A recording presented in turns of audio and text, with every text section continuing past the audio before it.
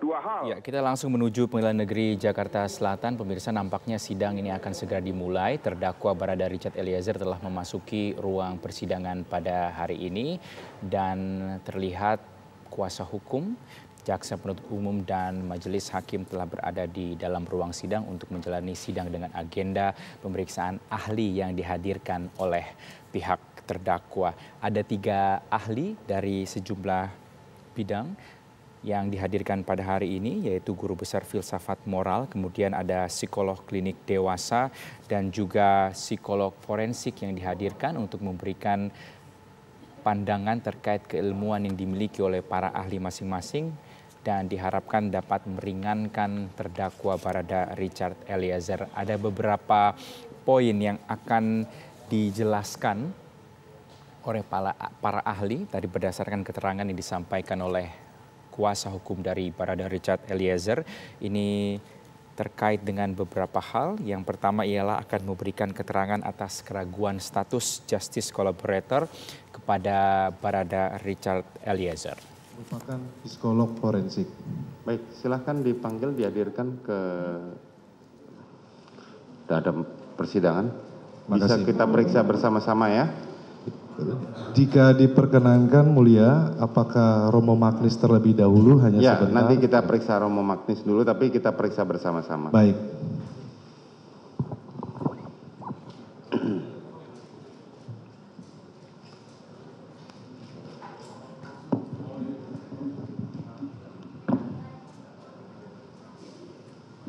Ada identitasnya, saudara penasihat hukum? Ada di ahli langsung, mulia. Oh. Nanti disampaikan kepada mulia.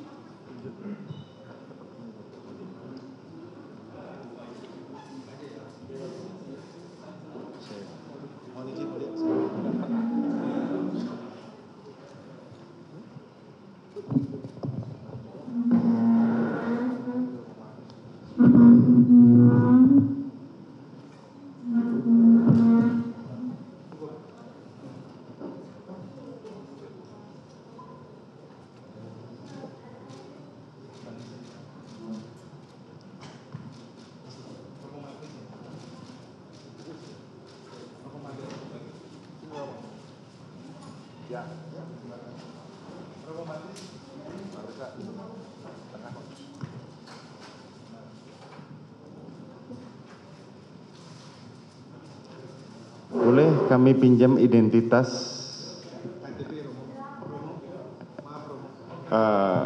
sekaligus kurikulum vitae barangkali.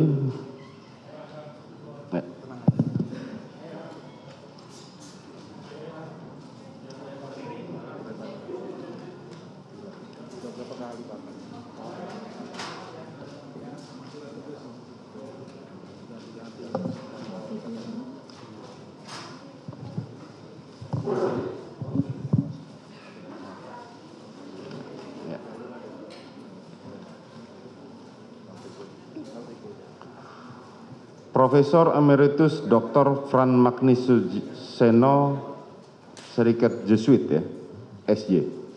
Benar? Mohon pakai. Betul. Betul. Tempat tanggal lahir Eckersdorf, Jerman, tanggal 26 Mei tahun 36. Betul. Agama Katolik, jenis kelamin laki-laki, alamat rumah Jalan Johar Baru 6 A nomor 6 Jakarta Pusat. Betul.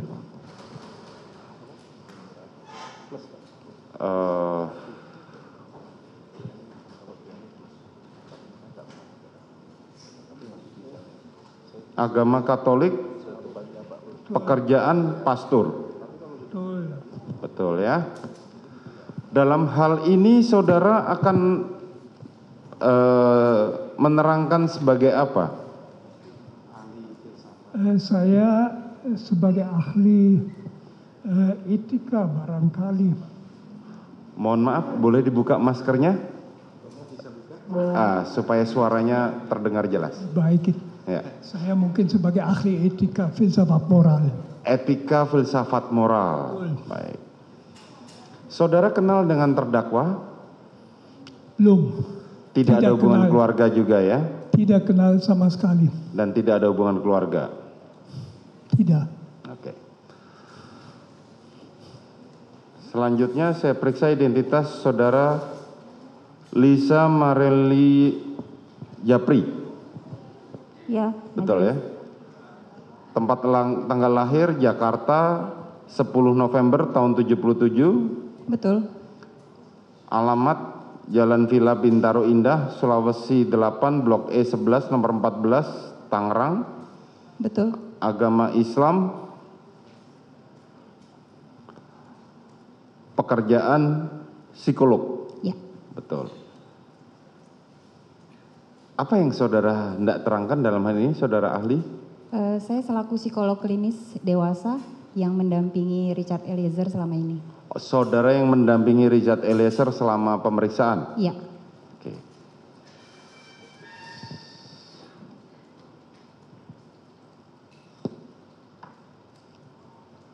Reza Indragiri Amril. Mohon maaf, sebentar. Saudara Lisa, saudara kenal dengan terdakwa? Sepanjang pelaksanaan asesmen dan pendampingan, iya. Saudara ada hubungan keluarga? Tidak ada. Tidak ada. Baik, silakan. Selanjutnya, saudara Reza Indragiri Amril. Tempat tanggal lahir Jakarta 19 Desember tahun 74. Betul yang mulia. Alamat Jalan Laksamana 3 nomor 7 Jakarta Timur. Agama Islam, pekerjaan dosen. Izin yang mulia, sebagaimana surat perintah yang saya bawa hari ini, kehadiran saya dalam sidang hari ini, status saya adalah sebagai anggota Pusat Kajian Asesmen Pemasyarakatan Poltekkip Kementerian Hukum dan HAM. Anggota kajian pemasyarakatan Poltekkip. Betul yang mulia. Dari Departemen Kumham ya. Betul yang mulia. Baik, saudara akan menerangkan. Saya menekuni bidang psikologi forensik yang mulia. Oh, psikologi forensik. Baik. Selanjutnya mohon yang beragama Muslim silahkan berdiri terlebih dahulu untuk diambil sumpahnya.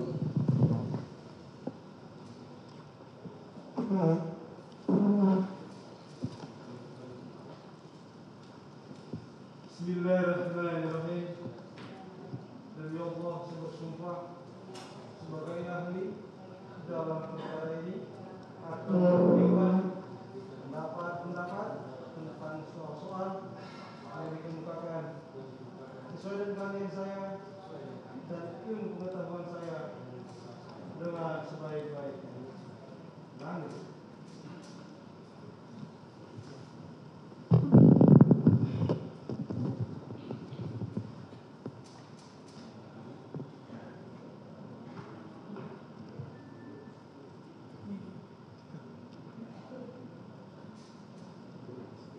Saya berjanji sebagai ahli dalam perkara ini akan memberikan pendapat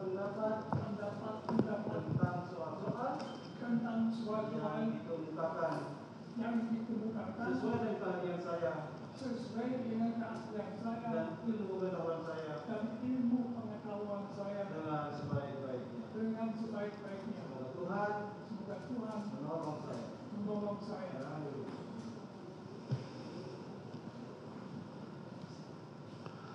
Baik, selanjutnya kesempatan akan saya berikan kepada penasihat hukum.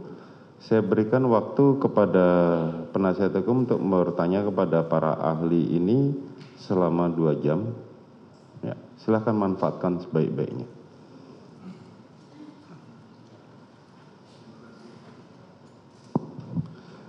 Terima kasih Majelis Hakim.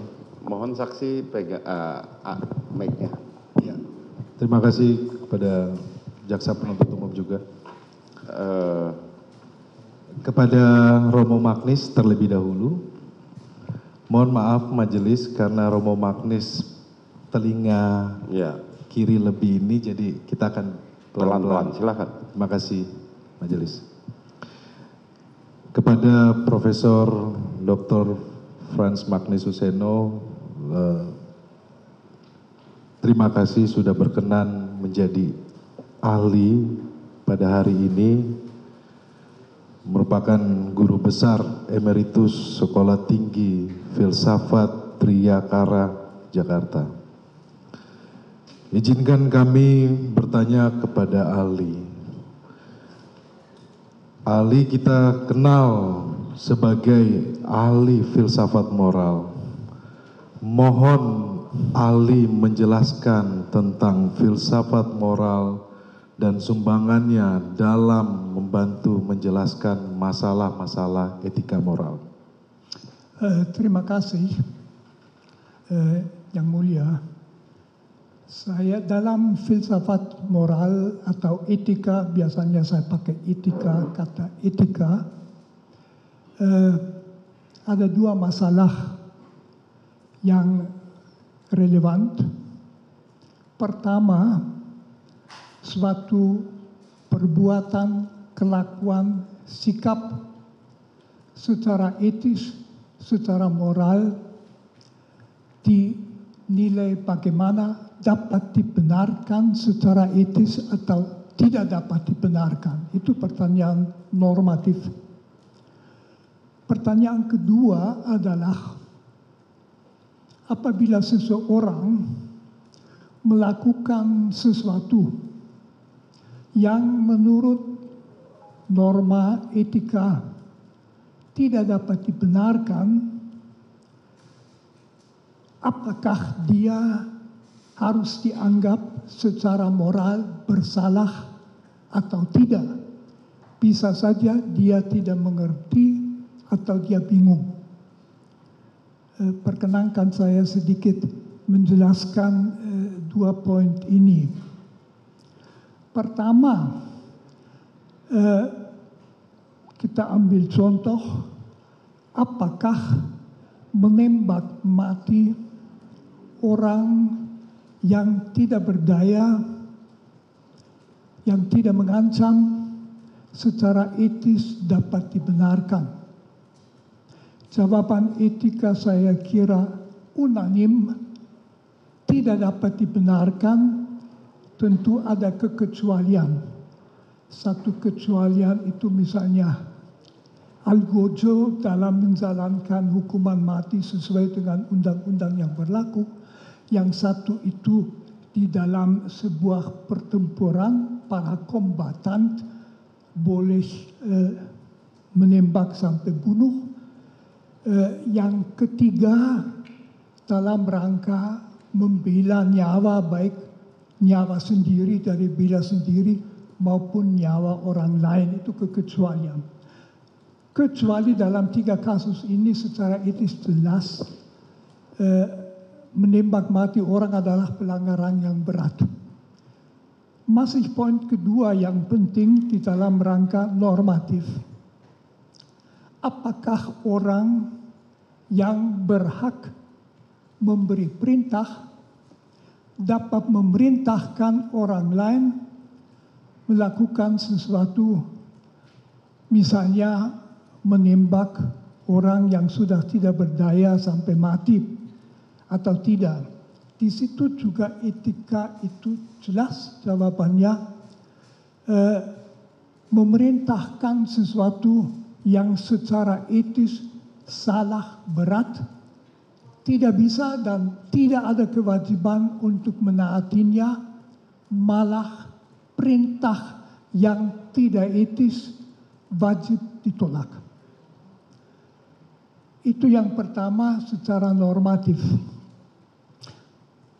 Pertanyaan kedua yang sudah sejak filsafat moral abad pertengahan, misalnya Thomas Aquinas, terus kan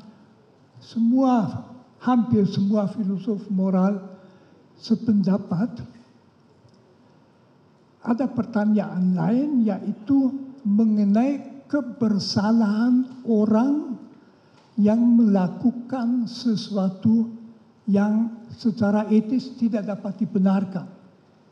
Katakan saja misalnya ada orang yang atas perintah orang lain menembak mati seseorang.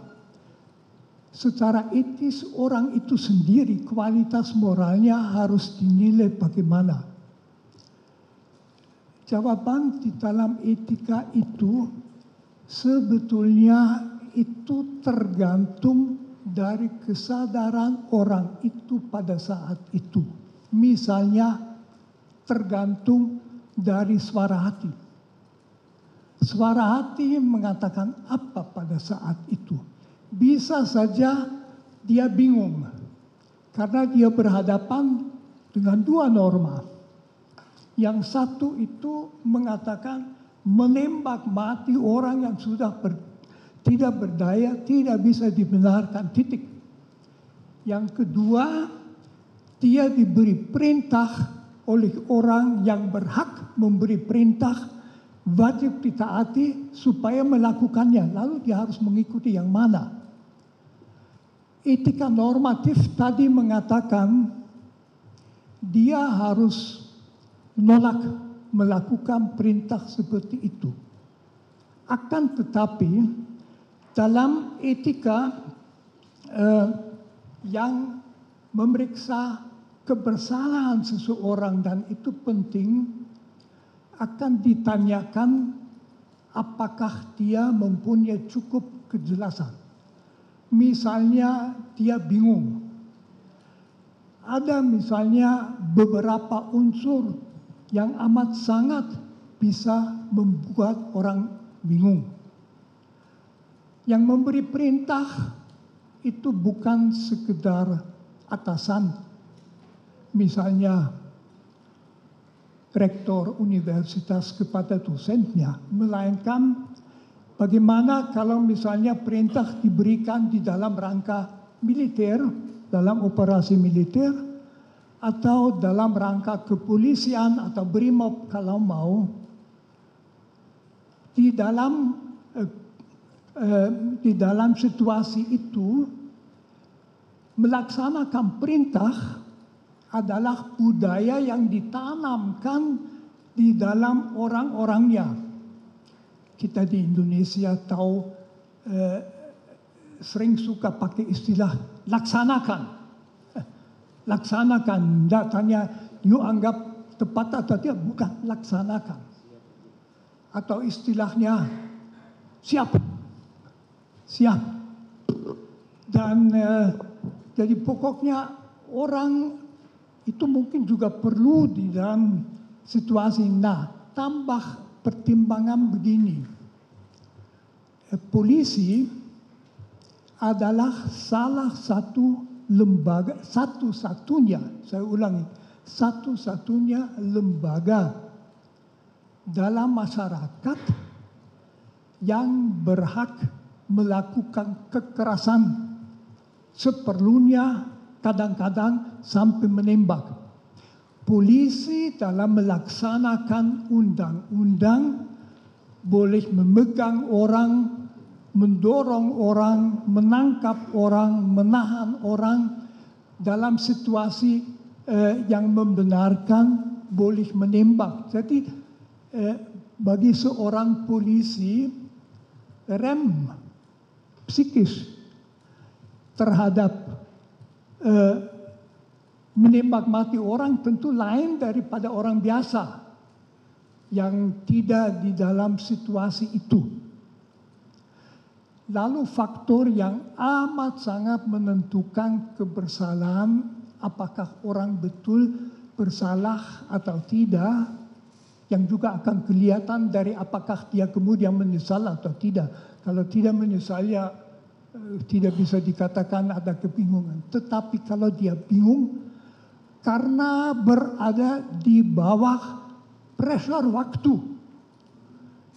Jadi bukannya dia disuruh oleh atasannya melakukan sesuatu yang tidak benar, tetapi sekarang juga lakukan. Itu tipe perintah yang amat sulit secara psikologis dilawan.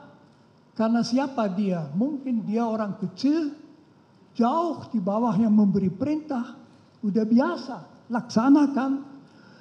Meskipun dia ragu-ragu, dia bingung. Itu tidak berarti bahwa sama sekali tidak ada kesalahan.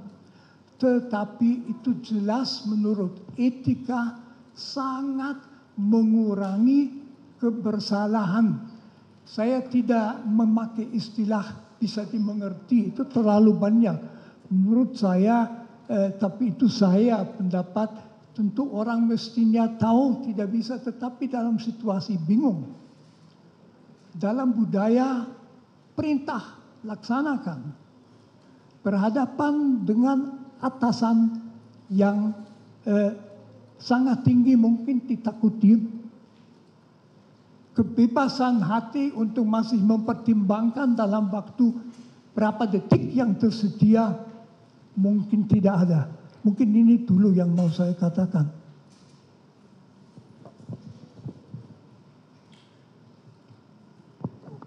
Terima kasih atas penjelasan ahli.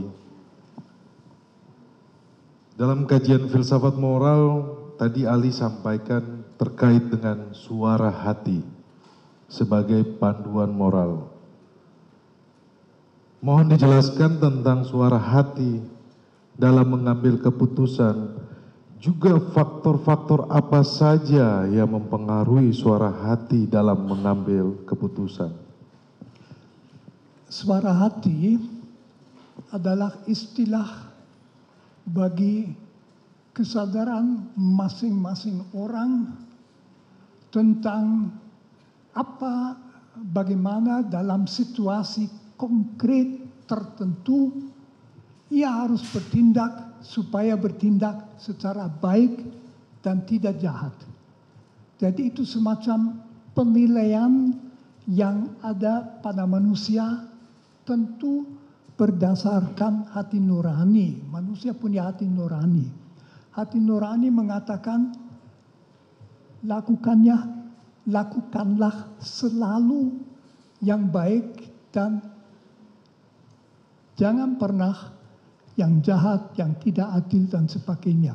Nah, dalam situasi konkret, misalnya saya di restoran dan ada orang lain duduk, lalu dia pergi, saya melihat ketinggalan dompetnya. Jadi situ suara hati akan mengatakan apa mungkin? Puji Tuhan saya dapat duit, atau dia merasa wah ini bukan hak saya, mungkin masih bisa mengejar suara hati. Dalam setiap situasi orang punya itu. Nah, suara hati dipengaruhi oleh kesadaran-kesadaran etis. Misalnya saya mengandaikan bahwa orang normal tahu membunuh orang lain tidak dapat dibenarkan. Itu di satu pihak.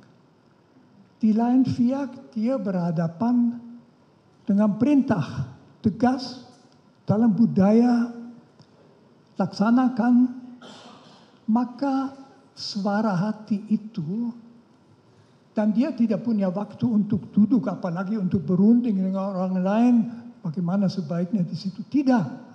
Masalah 30 detik, 1 menit ya diputuskan langsung, akibatnya mungkin mengancam dia juga. Nah, di situ suara hati sering akan bingung. Bisa juga dia bertindak menurut suatu naluri. Misalnya naluri laksanakan perintah. Itu ditanamkan di dalam dia tentu saja. Dan bisa saja belakangan, sehari kemudian, 10 hari kemudian, dia menyadari kok aku buat seperti itu. Dalam etika dikatakan itu tidak berarti bahwa sebelumnya pada saat dia bertindak, dia secara moral bersalah. Katakan saja saya mau memakai kata agama, dalam pandangan Tuhan, dia tidak akan dianggap sebagai seorang pendosa besar karena Tuhan juga tahu manusia bisa bingung. Tidak tahu apa menjawab.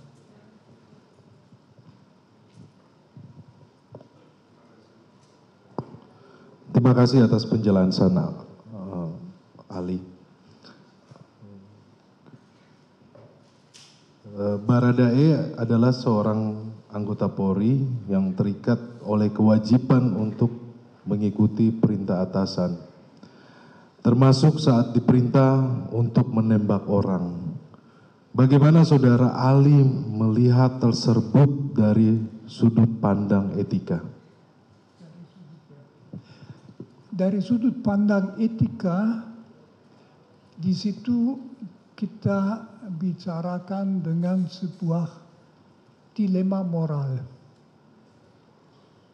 Di satu pihak, harusnya dia tahu bahwa yang diperintahkan itu tidak boleh diperintahkan. Tentu di situ juga bisa dipertanyakan apakah misalnya dalam budaya yang sangat mementingkan perintah, batas wajib melaksanakan perintah dibicarakan. Saya tidak tahu sama sekali hal itu. Jangan-jangan para, katakan saja misalnya di polisian, para polisi itu hanya dididik, pokoknya kamu harus taat selalu. Nah, secara etis dalam dilema itu bisa saja kejelasan penilaian yang bersangkutan itu yang jelas merasa amat susah karena berhadapan di satu pihak menembak sampai mati bukan hal kecil, setiap orang tahu, dia tahu juga. Di lain pihak yang memberi perintah itu orang yang juga dalam situasi tertentu malah berhak memberi perintah untuk menembak mati. Jadi di situ di dalam dia dari sudut etika dalam situasi bingung, etika akan mengatakan kamu, saya, jangan begitu saja mengutuk atau mempersalahkan dia. Objektif dia salah. Dia harus melawan, tetapi apakah dia bisa mengerti? Dan dalam etika pengertian, kesadaran itu merupakan unsur kunci. Terima kasih, Saudara Ali. Tadi Saudara Ali menyampaikan terkait dengan dilema moral. Dalam perkara ini terjadi, fakta terjadi bahwa ada relasi kuasa yang sangat jauh antara terdakwa Richard Eliezer dengan terdakwa Ferdy Sambo. Pak Saudara Ali bisa menjelaskan dari sisi filsafat etika dengan terkait relasi kuasa? Itu tentu relasi kuasa adalah sesuatu yang amat sangat biasa bagi manusia. Relasi kuasa pada dasarnya adalah bahwa orang berada dalam situasi di mana dia atau berwenang memberi perintah yang harus ditaati atau dia wajib melaksanakan perintah. Relasi kekuasaan itu umum di dalam bisnis, di perguruan tinggi, dalam ya di keluarga mungkin tidak, tapi lewat bagi anak, di dalam setiap organisasi tentu ada struktur, ada atasan, atasan paling atas dan sebagainya. Jadi relasi kekuasaan adalah situasi. Kalau kita ambil kepolisian, tentu saja relasi kekuasaan itu sangat penting karena fungsi polisi di dalam masyarakat juga sangat penting. Polisi itu yang membantu negara supaya pelanggaran hukum tidak terjadi, dan kalau terjadi diberikan sanksi. Polisi yang melaksanakan itu. Karena itu di dalam rangka polisi relasi kekuasaan sangat jelas siapa yang memberi perintah, siapa yang harus menaati.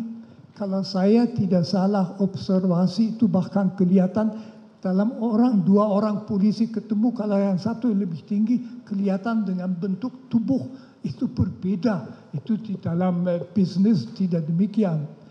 Jadi relasi kekuasaan di situ berarti bahwa orang yang dalam relasi harus taat selalu akan mengalami tegangan, kesulitan kalau dia diperintah sesuatu yang dia sendiri merasa tidak boleh dilaksanakan. Itu masalahnya. Jadi dia tidak bebas memilih begitu saja kulakukan, misalnya kutembak orang itu, tetapi dia diperintah, dia tahu bahwa perintah harus dilaksanakan, bahwa dalam lembagaku, yaitu misalnya di kepolisian, menaati perintah sebetulnya nggak bisa dipertanyakan. Nah itu yang lalu berarti kalau dia melakukan sesuatu yang secara etis ansih pada dirinya sendiri tidak bisa dibenarkan, bisa juga dianggap bahwa dia tidak sepenuhnya bertanggung jawab atas itu.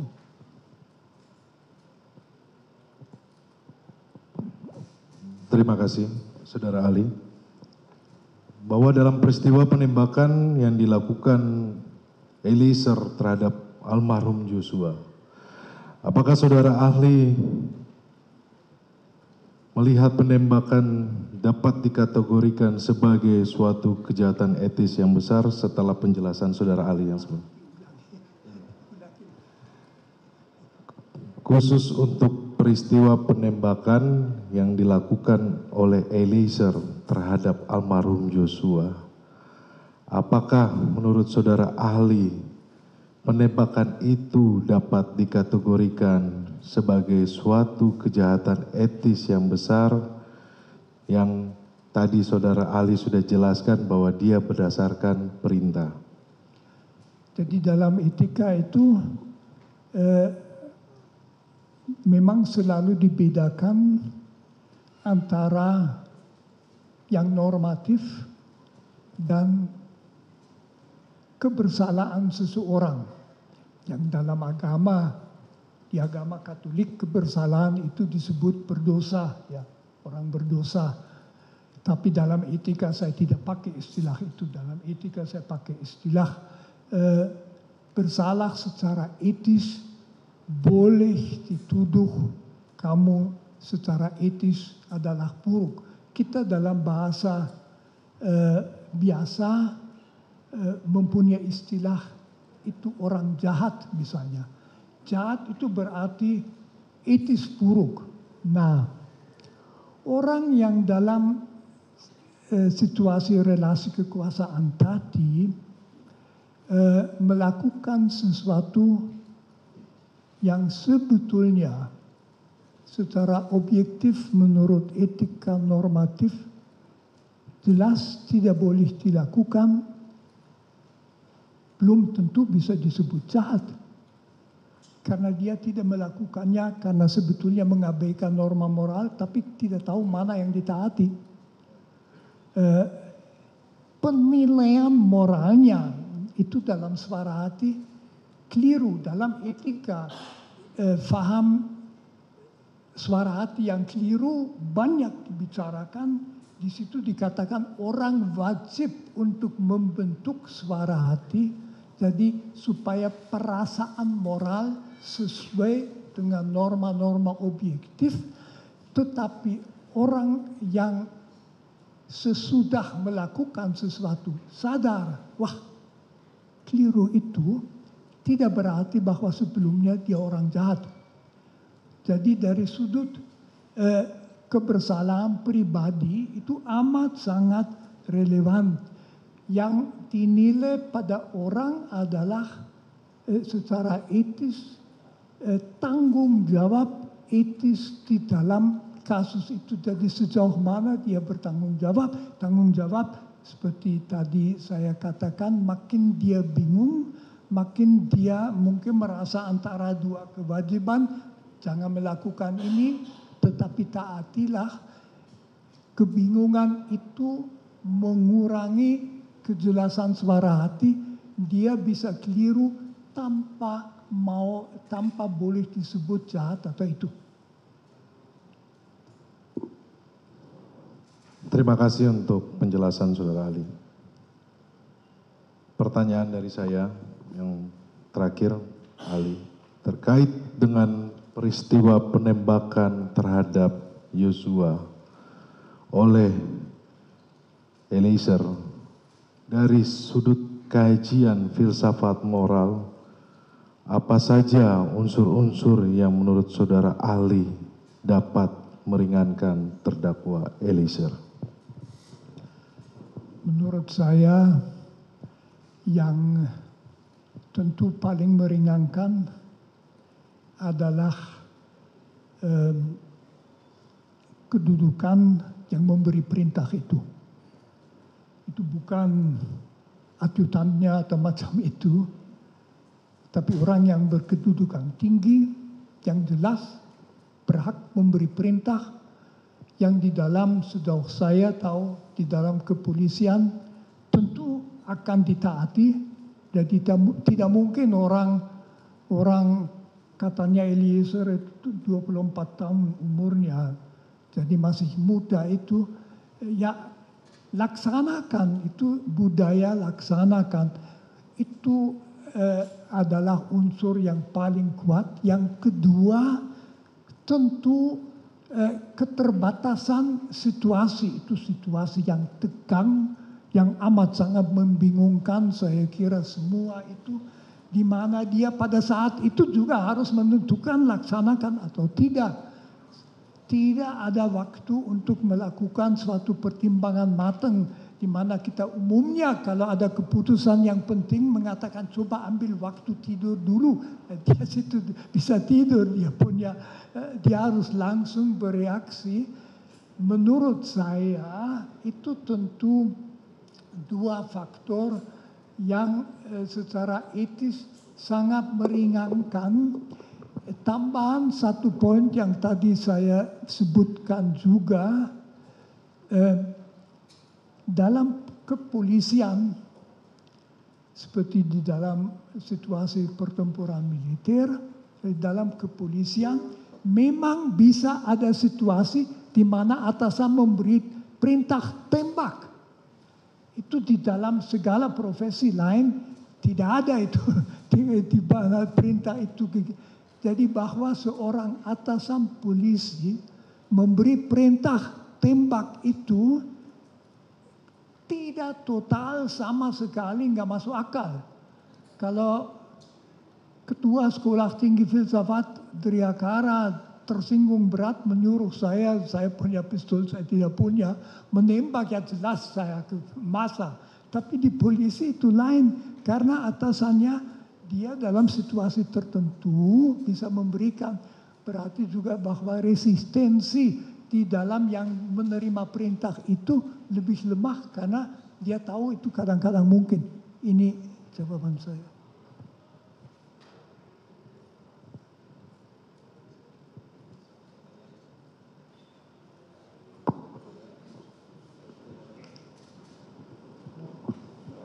Dilanjut saksi yang lain dulu aja. Kita tutup ini mulia, habis satu pertanyaan, okay. setelah sudah selesai Romo. Baik, terima kasih Yang Mulia, terima kasih Romo. Saya mau tanya Romo, ini ada sebuah statement yang sangat baik dari Bapak Baharudin Lopa ya, mantan Jaksa Agung kita, Baharudin Lopa. Beliau, ya, Pak Baharudin Lopa, mantan Jaksa Agung. Dia bilang bahwa banyak yang salah jalan tetapi merasa tenang karena banyak teman yang sama-sama salah. Beranilah menjadi benar meskipun sendirian. Dalam perkara ini kami melihat bahwa saudara Richard Eliezer ini mengakui dengan jujur bahwa ia yang menembak Joshua dan dia juga melihat Verdi Sambo menembak Joshua. Sedangkan Kuat Maruf dan Ricky, mereka ada di situ tapi mereka tidak mengatakan tidak melihat. Nah, kami melihat bahwa apa yang dilakukan oleh Richard Eliezer ini adalah dia telah berani menjadi benar walaupun dia sendirian. Dan karena itu kami ingin minta pandangan dari Romo tentang karakter secara moral etika seseorang seperti Richard Eliezer yang mengakui kesalahannya, bertobat dan mau menjadi justice collaborator. Terima kasih, Romo. Ini tentu menunjukkan bahwa belakangan yang bersangkutan menyadari bahwa dia seharusnya tidak melakukannya. Saya tentu mengandaikan juga bahwa yang menjadi justice collaborator karena memang ingin supaya kebenaran itu terangkat. Saya anggap ini suatu keinginan yang sangat wajar